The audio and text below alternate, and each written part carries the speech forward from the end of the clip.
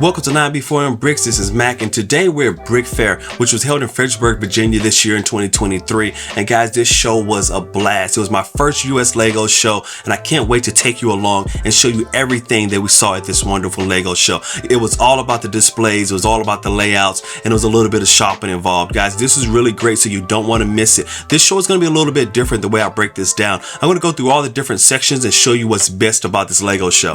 Just to clear it up, there was a great ball contraption at this Lego show. I have that on another video. You can go check that out on the channel. This show is not going to recover that. The great ball contraption was phenomenal. I really loved it. I followed it all the way around. It's in the video. You can see it is great there. But this show is going to pick up with the largest displays. And the first one was a really great medieval display. This display was really nice. It was built around a central castle. You can see the medieval world laid out around it. The great thing about this type of large display is that there's so many wonderful Easter eggs and so many nice little things.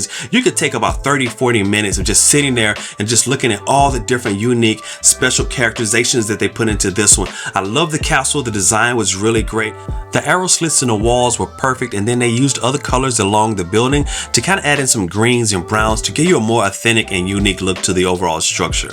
What really set this overall display apart was a massive medieval village that was laid out around the castle, covering multiple tables. I mean, this thing had to be at least 20, 25, 30 feet long. This was a really large display. I love the village. It was really great. And again, there were so many wonderful little Easter eggs and scenes set up inside of the larger display that you could just take so much time to look and enjoy each and every one of those. One you can see highlighted here, there was a feast going on. And I'm like, wow, what are they celebrating? What was the festivity? But there was a feast going on, and there was also a working trebuchet. So the builders here, this is like Hampton Roads Lego group or Lego club, they built an actual working trebuchet to go with this. Check this out, guys. There was also a GameStop, and this is really cool because it's medieval, like Wild Game, and that's what was inside of it, like Wild Meats and Game, not the GameStop video store like what we have now. But that was such a nice, cool little element.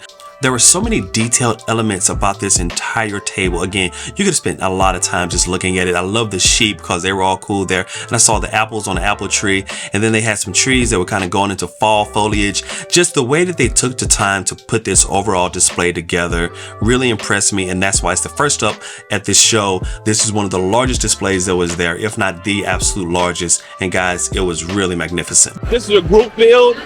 Yes. I built the castle myself. And our library usually grows the rest of the village.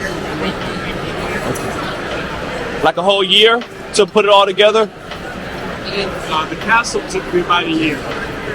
The rest was built in 6 months. 6 months. So the next large Lego build was this beautiful airport. I love the lighting that was there, and it was a lot of open tarmac. I think they could have added a few more airplanes to this to kind of spice it up a little bit, but it was really large. It covered about 2 or 3 tables, about 15 feet long, but it looked really good. Hampton Roads user group again. I like the overall design. Sometimes the open space is better. This had a lot of open space. Again, it had a couple of vehicles there, and the runway had lights on it. I thought that was a really cool element to kind of see the lights, and you can see the planes taking off. It just kind of really gave it what it was, which was this is an aircraft and this is an airport.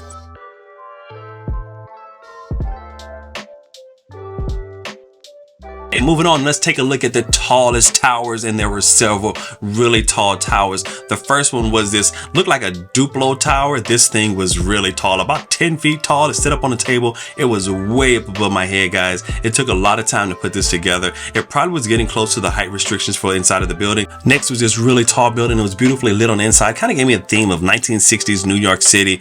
I thought it was great. It kind of was a standalone piece. It was magnificent. Next was the Avengers Tower. You know, you're going to have at least one Avengers Tower at every single Lego show that I've gone to in the last year plus. It's always there. Of course, there was this Bionicle tree, which I thought was really cool. It wasn't really a tower, but it was really tall, so it made the tall category. Set off to itself and all alone was this massive working crane. This was something that really caught my eye. As soon as I came around the corner and I saw it, I'm like, wow, that looks really good. It just looks too fragile to do what it was actually doing. But he was picking up Lego blocks and moving things around. This crane was really impressive. The most impressive part was the minimalism at the bottom of the crane. How was this whole thing staying upright? The counterbalancing of the weights had to be perfectly done so everything could move the way it should move and just not tilt over and fall left, right, or otherwise. I thought it was a beautiful display. I've never seen anything like this quite before, and it worked. That was probably about the best part of it, is that it actually worked. Next up is the elevator scaffolding system. If it looks like the crane, it's because it was designed by the same Lego group, the same team couple. They kind of put this all together, and I love their design, guys. It just looks so clean and it moves so smoothly. Next up was the new Lego Eiffel Tower, but this was an Eiffel Tower unlike I've ever seen it before. Look at the lights. The coloration was beautiful. It was lit from the very bottom all the way to the top. True, they had this nice little train running around it. They kind of set the stage there, but the star of the show was the Eiffel Tower. This is the new Lego Eiffel Tower, but the lighting packet that they put inside of this was absolutely phenomenal to build it and make it look so good. Not a single wire in sight.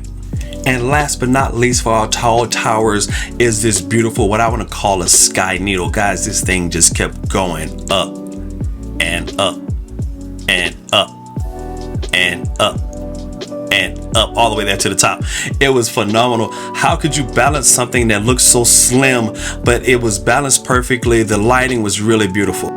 Next, let's take a look at the best cities in the mini Lego cities. These are really cool. The first one up was a city street, was really nice. Now, I love the design. The lighting was really good. It just was really clean and well put together.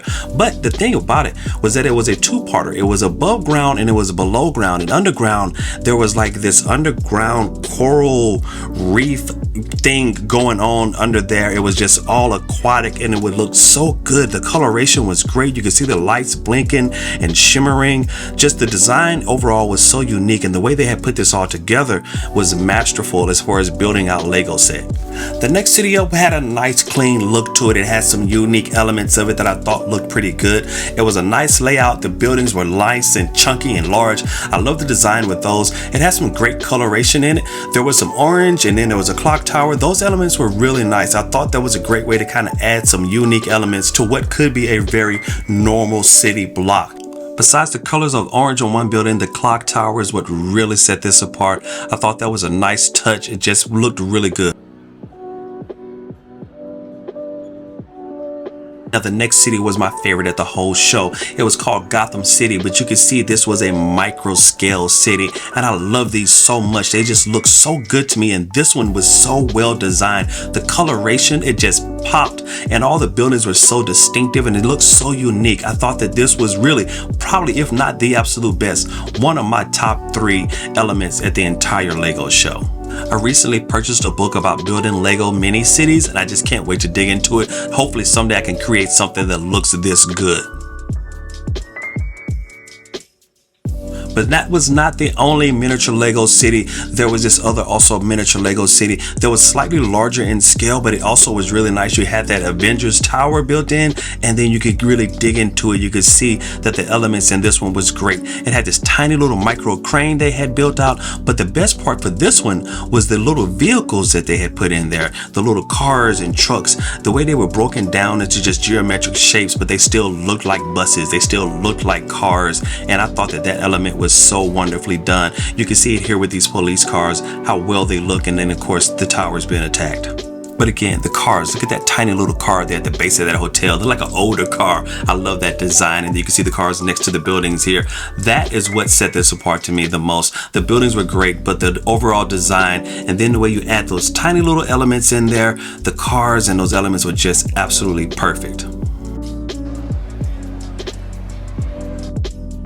Let's move along to some Lego worlds, and the first one up is called Mysterious Planet, and guys, it is so mysterious. The coloration is so unique. You have these red pillar type trees growing, and then around it there's some type of industrial buildings that are all white with that purpley blue color. I just thought that this was such a unique design. I've never seen anything quite like it. It was one of the reasons to go to this Lego show. You can see that there's some farming going on of some sort. I just thought that the way they had built out the little elements with those little creatures inside of they're working on this planet, really distinctively showing you that this is not Earth. This is a new place. This is a mysterious place that we're very much unfamiliar with.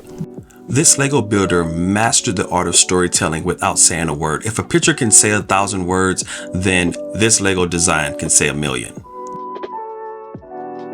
Moving from space age and mysterious to medieval and mythical, this is the Eye of Sauron. This tower was magnificent, guys. It didn't make it into the tower section because it had the rest of this built out around it. This is right before a major battle is going down. You can see all of these minifig warriors set up in place and just getting ready to go to war. There's a lot of diversity amongst the warriors. You can see there's some large ones and small ones, but it really kind of came together well.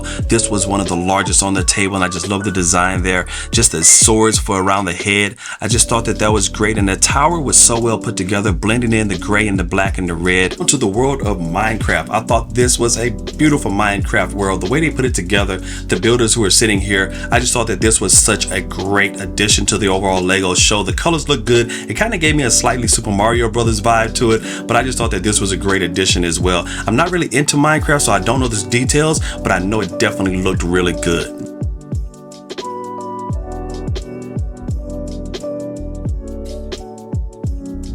Okay guys, so let's check out big spaceships and mechs. This is always a large section of any Lego show. Here's a really unique one. Check this out. It's like a submarine. Yeah, it's like a submarine type spaceship. Like a new one. Oh, it's a spaceship though. Yeah. And it's a submarine too. And a submarine. Yeah. I like it. Fine. So fine fish. What is this? This one has an interior on the inside, but it doesn't. You can't get to it as easily as this one. Yeah. I'll have to put one out. So this is the mother ship, the mother fish ship. It's not the biggest one. There's a bigger one. You have a bigger one like at home? I have a bigger one at home. Yeah. I'm gonna have to make it. Yeah. This is as much money as it has. So this is the second. This is the second biggest one. And then this one can basically spin around, just burn stuff. Next up, guys, is this intergalactic space station. You can see the spaceship sitting up on top there. It had a great look to it, kind of bubbly. It probably is in my top 3. If it's not in the top 1 or 2, it's definitely in the top 3. I love these unique designs. This one was large. You can tell that someone put a lot of time and energy and effort to put it together, and it had so many great Easter eggs. Someone had been trapped by a raptor, and it just from every angle, this display looked really good. Now, one of the best things was there was an astronaut training some little micro mini figs, and I thought that was such a nice little element. Here those little guys are right here, and they're in school and they're learning how to be little astronauts. There were some aliens running around on the top of it. Just everywhere you looked, there was something unique. There was colors spinning everywhere. I thought that this was so well put together, and the design really told a story. Next up, guys, is Star Wars, and I mean Star Wars at its best. You can see that this was a wonderful hangar, and look interior there. You can see that it looks so great, and that red door at the back just gleaming, and then down at the bottom there were these troops that were set up in formation, just ready to go to war again. Everything made sense except for that pig. I don't know how he snuck into that display. Of course, it's Lego, so there are always Star Wars and ships abounding, and there are always people who are building unique spaceships. That's why this whole section is called Spaceships and Mechs, because there's so many different unique design spaceships. There were large spaceships and there were small ones. You can really take a lot of time and just break down how people individually envision starcraft and spacecraft, and this was one of those things you could do at this show.